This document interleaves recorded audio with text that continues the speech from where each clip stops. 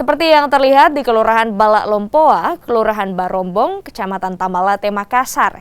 Warga ramai mendatangi lokasi vaksinasi yang digelar di rumah adat Balak Lompoa.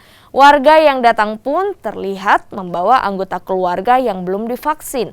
Menurut warga, mereka ingin segera divaksin untuk mendapatkan kekebalan tubuh untuk mencegah penularan COVID-19. Alhamdulillah, saya berkeluarga ada 5 orang, anak saya 3 masih balita, dan saya dengan istri saya sudah divaksin. Itu yang saya katakan tadi bahwa ini vaksin sangat perlu karena untuk mencegah virus masuk di tubuh kita. Karena vaksin ini tentunya sangat bermanfaat bagi kesehatan kita terkait namanya penyebaran virus corona. Seperti begitu. Nama Pak?